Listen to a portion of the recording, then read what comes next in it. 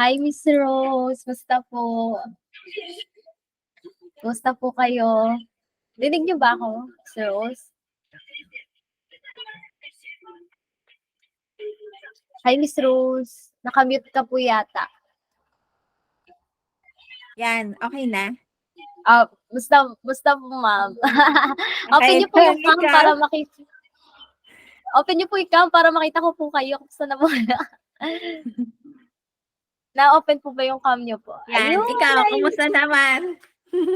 Okay naman po. Nasa Laguna pa rin po. Work from home. Ayan. Pero ano po ma'am, nagba-Bible school, tsaka nagmi-ministry, mga gano'n. Nagba-Bible study kami. Lagi. Kaya puro mga post ko, mga Bible study, ganyan. Kayo po, kumusta? Nasa Manila po kayo, Quezon City? Oo, nasa Quezon City ako kapag Saturday, Sunday. Pero pag Monday to Friday, ewan ko kung na-meet mo na yung pamangkin ko, hindi pa ata. Si Daniel. Hindi Oh, pa. anyway. Kasi nag-work na siya ngayon. Yun yung estudyante namin noon. Di ba, tapos nakagraduate na siya. Tapos nung nakagraduate siya, 1 year na siya nag-work sa Taguig. Ngayon, since Diyan po Makati siya ako, nakatira? pag Monday to Friday, hindi. Pag Monday to Friday, within the boundary lang ng Taguig at Makati, doon ako tumitira. Sa Pero ano pa kanila, lang ako, kumbaga po. 2 weeks pa lang. Oo, 2 weeks pa lang ako doon. Ayun. Yung asawa niyo po, nakauwi na po, ma'am. Yung Umuwi asawa siya niyo. nung kailan ba neto? Then, actually, sabay kami umuwi nung May. Tapos naiwan na Nung po May kayo dito sa lang. Actually, dapat Pilipinas. sasama ako. Mga miscommunications, hindi naayos yung mga tickets na yan Papers. nun. Oo, kaya Ah. andito ako.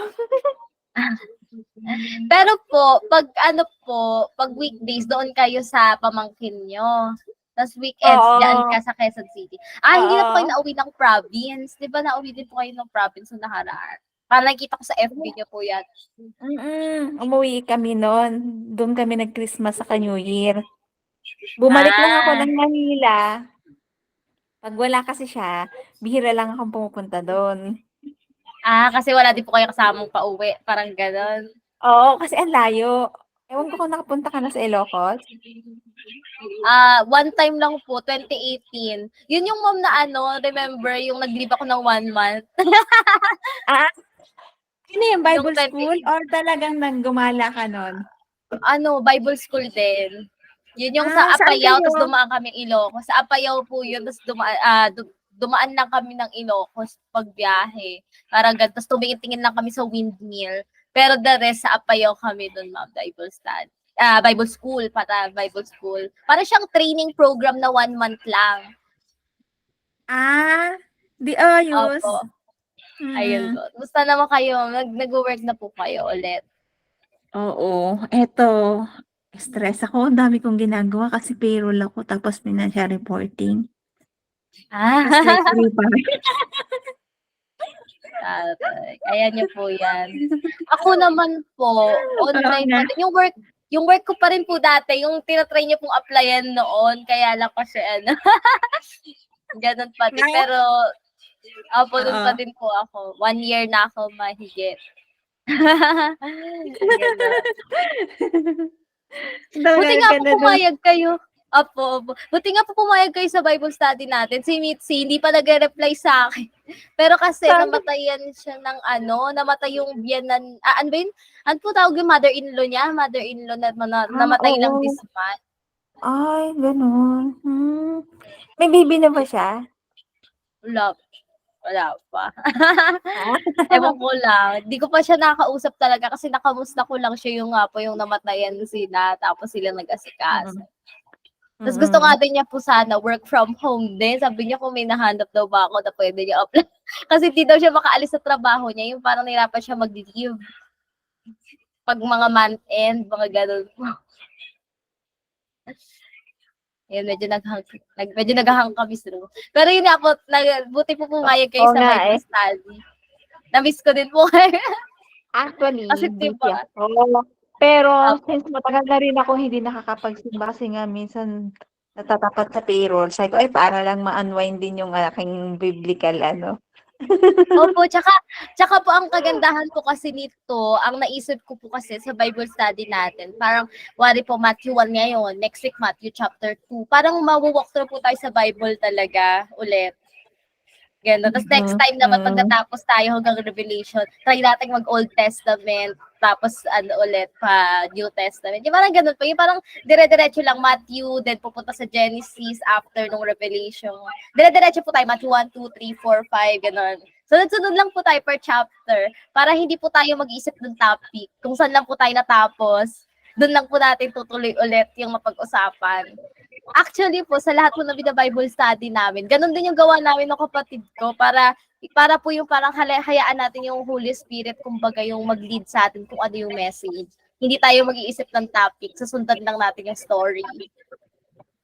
Ganun po yung naisip ko. Oo.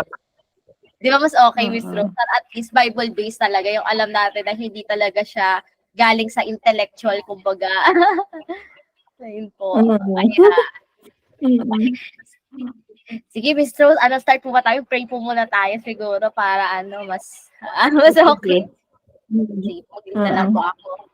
Aming Ama, maraming salamat po, Father God, sa gabi po ito, Panginoon, na nakasama ko po si Miss Rose, Father God. Ngayon lang po ulit kami nagkita, pero sana po, Panginoon, kayo po yung kumilos sa buhay naming dalawa. Mangusap po talaga yung Holy Spirit sa pamagitan ng inyong mga salita, Panginoon. At ito po ay aming practical na may apply po sa aming mga buhay, sa way ng aming pagdidesisyon at sa araw-araw po na aming ginagawa.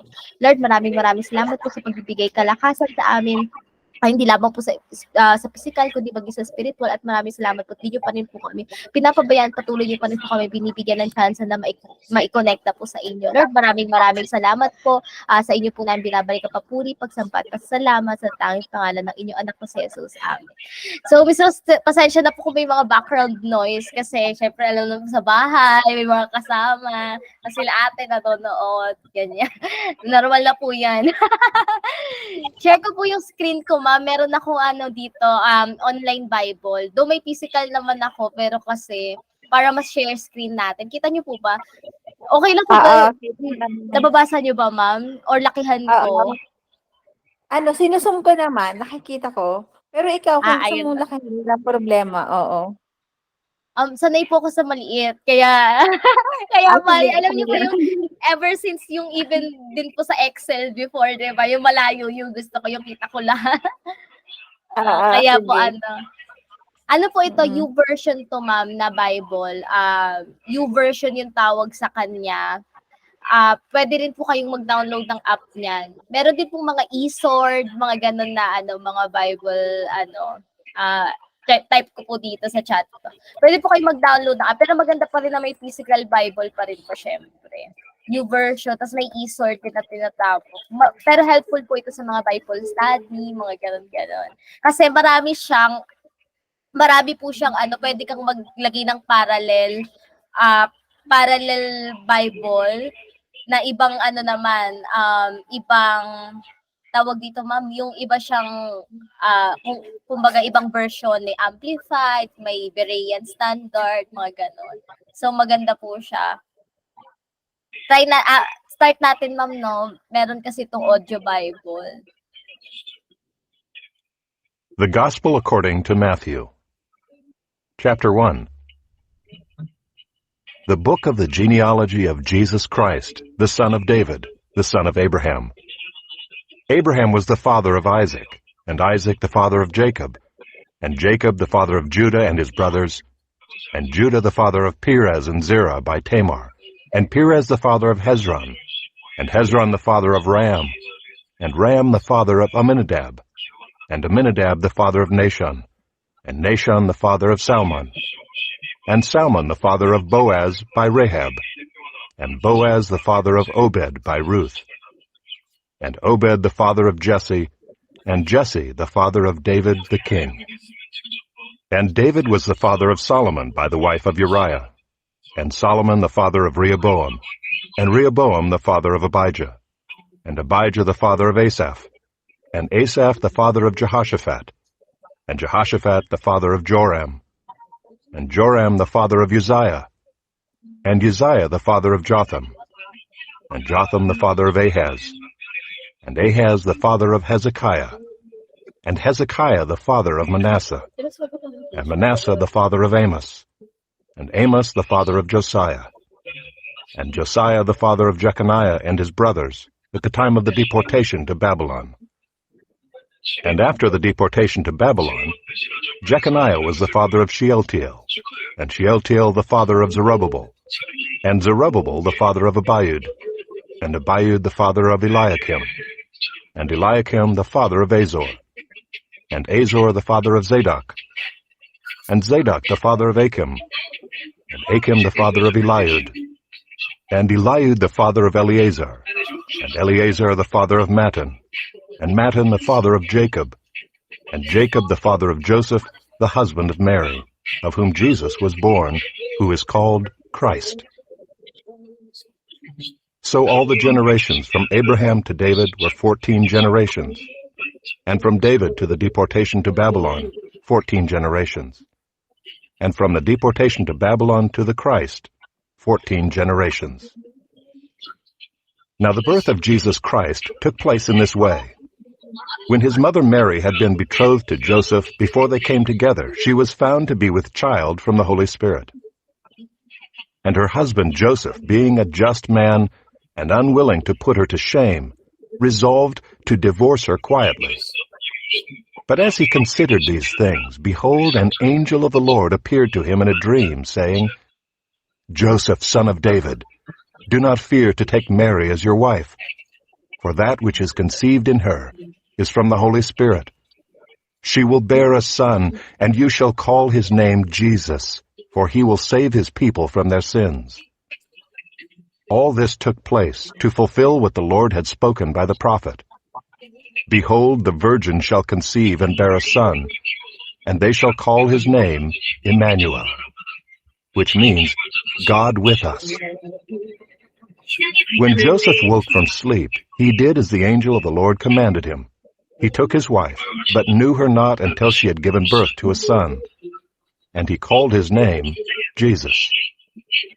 So dito po sa story, ma'am, makita po natin dito yung two things. Yung una, yung lineage ni Jesus sa yung human lineage niya mula sa lineage ng mga king sa Israel, and then pangalawa yung birth ni Jesus.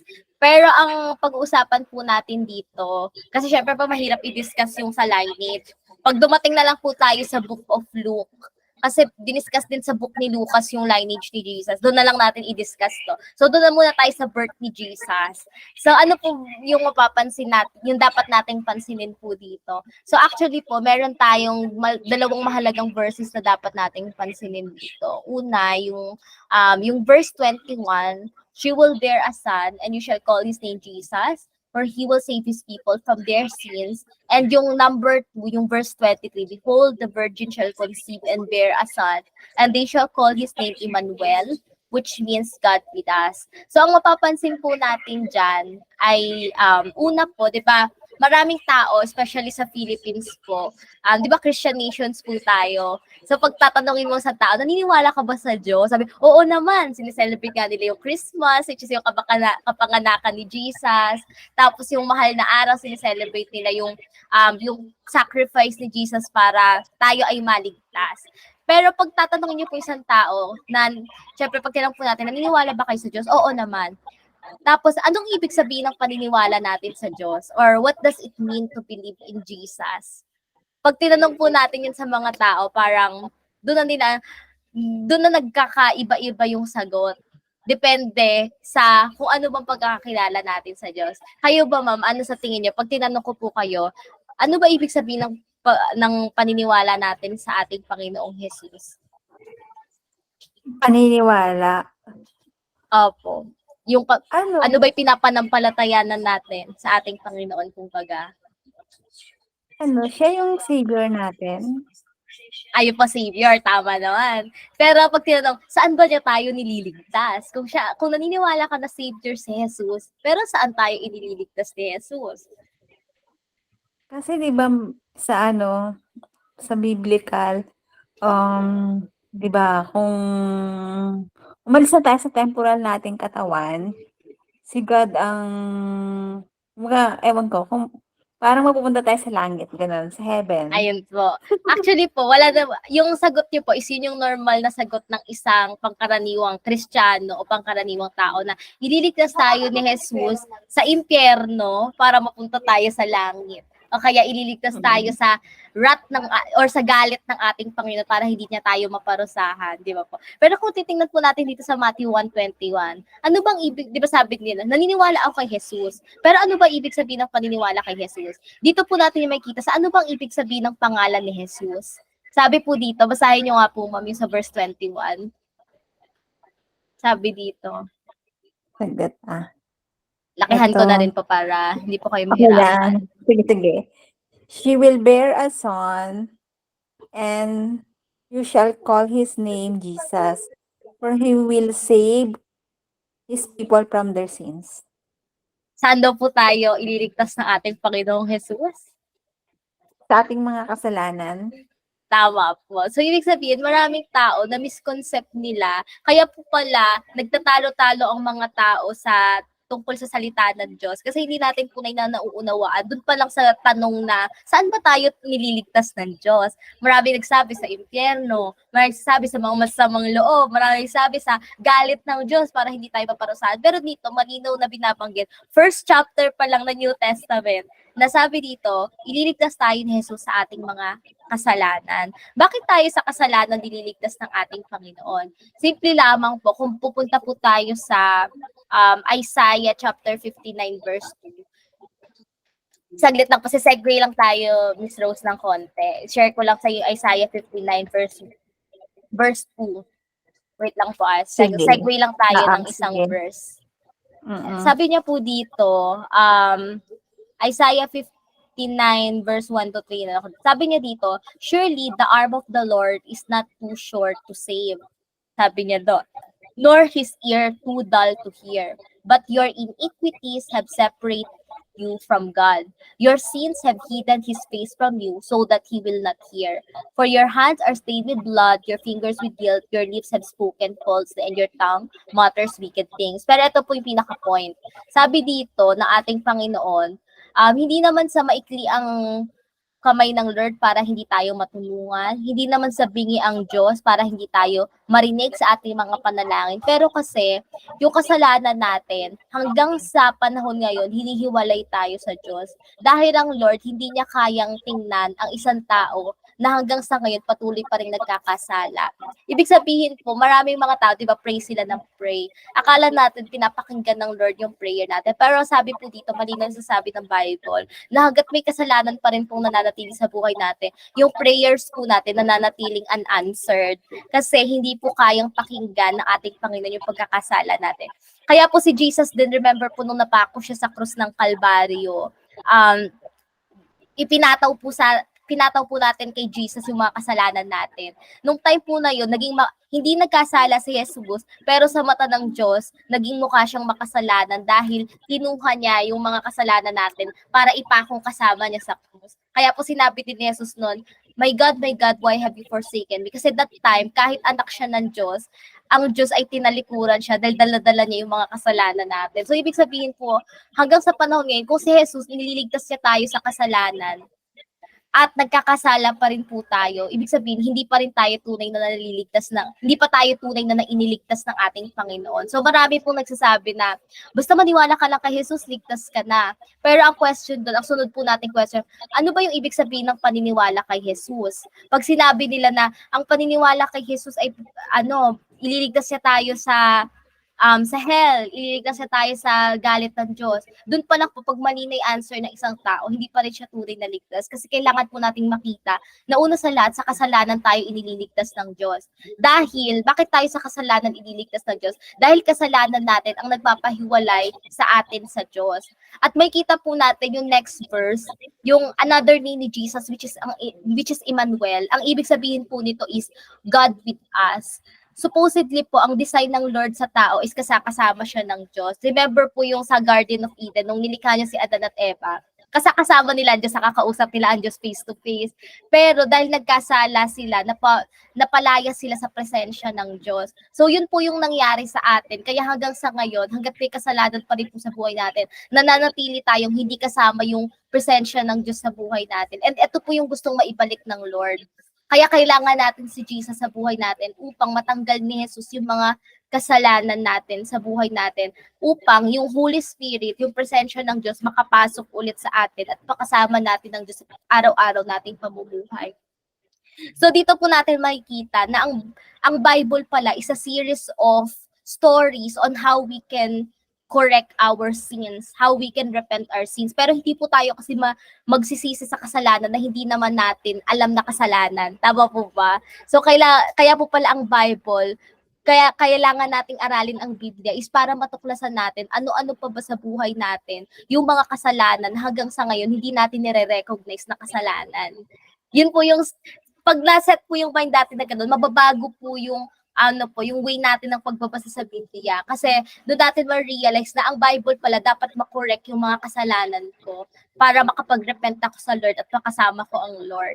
So yun po pala all throughout this story, dito pala umiikot yung Biblia. Papaunawa sa atin ng Diyos ano yung mga kasalanan sa buhay natin upang ating itong patuloy na pagsisihan at makalaya tayo sa kasalanan upang pagkasama na natin ng Diyos sa buhay natin, hindi na tayo magkakasala ulit.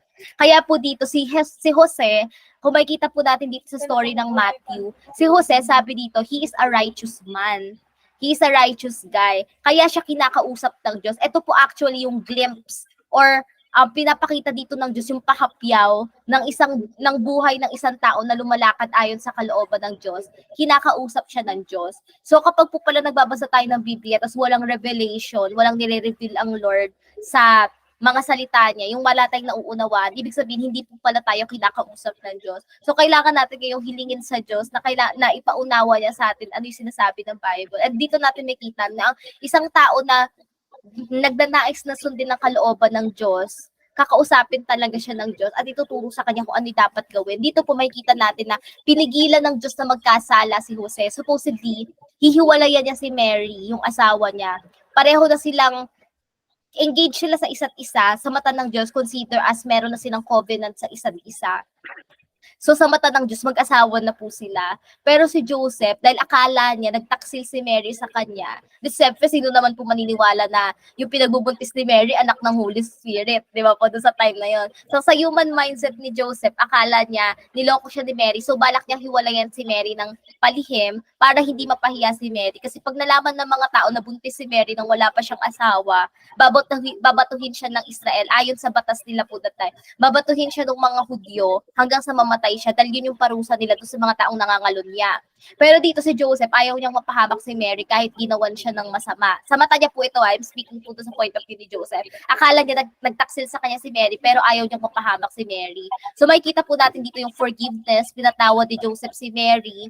At the same time, balak pa niyang tulungan si Mary na hindi mapunta sa kahihiyan. Pero sabi dito ng Holy Spirit, dahil righteous guy si Joseph, tinulungan siya ng Diyos na huwag magkasala. Pinaunawa niya na si Mary hindi siya nagtaksil kay Joseph. Kung hindi, kalooban niya ng Diyos upang sa pamamagitan ni Mary, may panganak yung hinihintay nila na Savior, yung hinihintay nila na Messiah.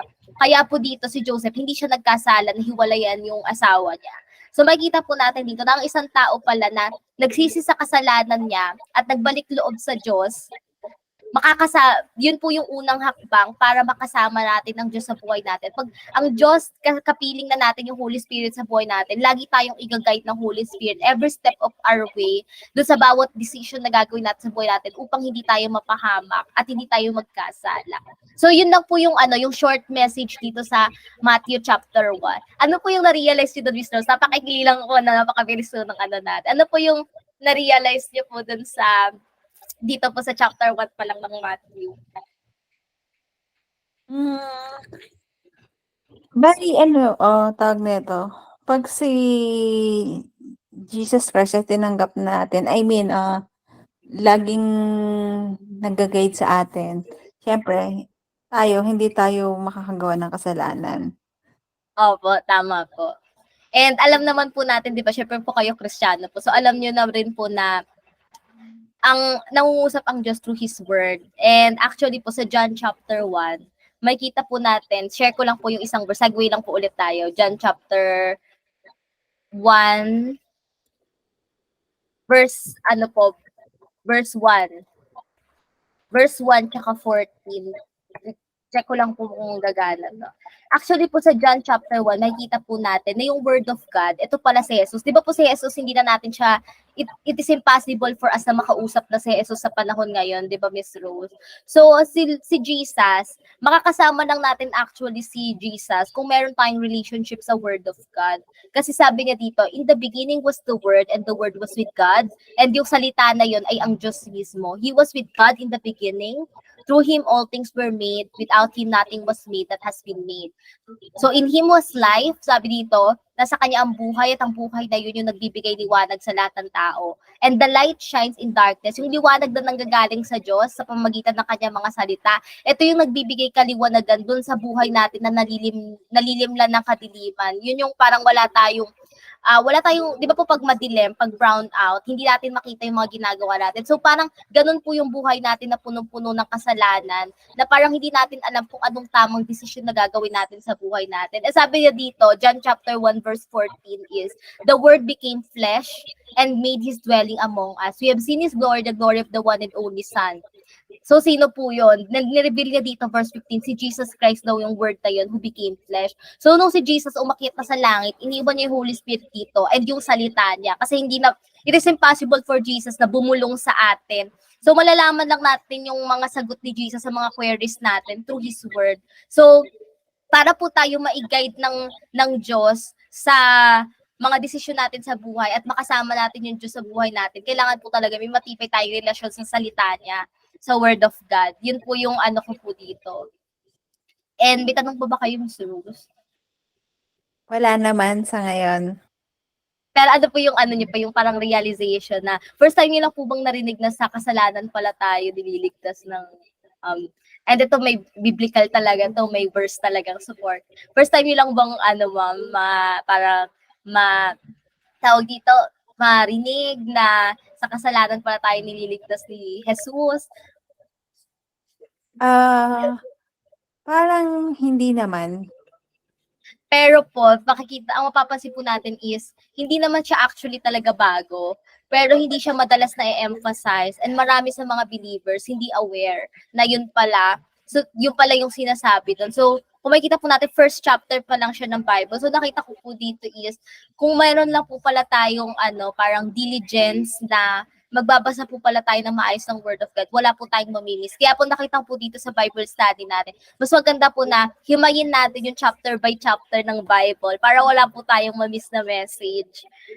Yun po yung nakita ko po dito. And pag dito din, yung Holy Spirit din yung mag-guide sa atin, ano ba yung gusto niyang ipaunawa sa atin? Hindi lang yung parang naghahaka-haka tayo. Di ba mapapansin niyo po sa mga Bible study natin, I mean, yung mga regular na Bible study po naranasan ko before, gagawa sila ng topic based sa, ano bang season ngayon? Wari kung Valentine's, o about pag-ibig, ang topic natin. Pag Christmas, about di ba po, parang gano'n. So nakita ko po dito na, pag ganun po pala, hindi natin tunay din na nakikita yung kalooban ng Diyos sa buhay po natin. Di ba? Kasi parang tayo lang yung nag-i-invento na dapat ang topic natin ngayon yung engaging, yung makaka-relate yung mga kabataan, yung Actually po, ang ginagawa po namin ng kapatid ko ngayon, kahit anong age, ma'am ha, parang 6 years old, 8 years old, 9 years old, minsan teenager, ganito po yung namin, yung pattern. Talagang kami, chapter by chapter, and dinidiscuss namin, ano ba yung tinuturo ni Jesus sa chapter na yan? Ay, ganun po. So, yun po siya. So, yun lang, Miss Rose, napakabilis lang natin, 30 minutes lang tayo, pero yun ma'am, may mga idadagdag pa ba kayo na na realization? Actually, lang siya, parang may kila kasi yung chapter 1 ng Matthew, pero siguro po mga next time abot tayo ng 1 hour. Pero sana po may kayo, may natutunan. And pwede niyo pong balikan ulit yung chapter, baka may idagdag na maipa-realize po sa inyo ang Lord. Lang naman po yung pahapyaw. Oo.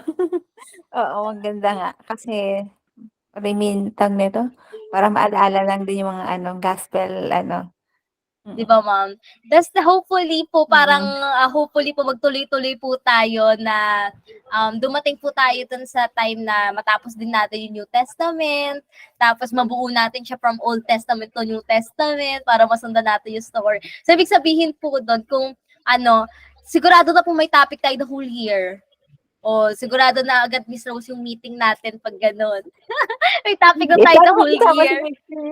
Sana makasama si Mitzi. Sana makasama siya Sana sa nga susunod. po, nililigawan ko pa siya.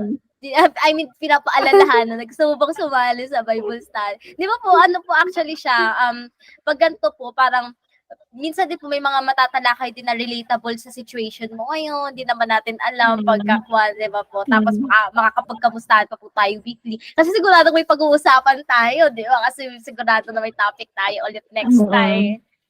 Di ba, ma'am? So, hopefully po, nakasama natin si Mitzi next time. At sana po maging tuloy-tuloy po ito, parang weekly, para lagi po tayong may connection, di ba? So, hopefully po weekly tayo makakapag-Bible study. Kasi online naman siya, so convenient naman siya pag online. Diba po? Sige. So, mag-closing prayer na tayo, Miss Rose, and para kasi may next Bible study pa ako. Kasi online din yung iba. Parang taga-ano kasi yun, ma'am, taga Manila naman yung isa. So, check ko po next week kung mapag-iisa natin para makilala nyo din po siya para, di ba po, kahit mag-isa kayo sa nyo, meron kayong virtually, meron kayong friends outside na nakakausap, sasabihan nyo pagkakano problema, gano'n. Check ko po next week kung mapag-iisa ko na lang po para Kasi ang topic na namin is Matthew chapter 4 na kami. Yung susunod. Okay. Sige. Closing prayer na tayo, Miss Rose, and thank you sa pag-attend. Aming Ama, maraming salamat po, Panginoon, sa gabing ito, Father God. Nawa po, Panginoon, maging blessing po, Father God, spiritually sa amin ni Miss Rose, Panginoon, yung mga napag-usapan namin ngayon. At nawa po, Panginoon, dumating yun tayo, Father God, na lahat ng mga kasalanan na hindi pa po kami aware, ay ipautawan niyo po sa amin ng kasalanan yun at maisuko po namin to willingly sa inyo, Father God.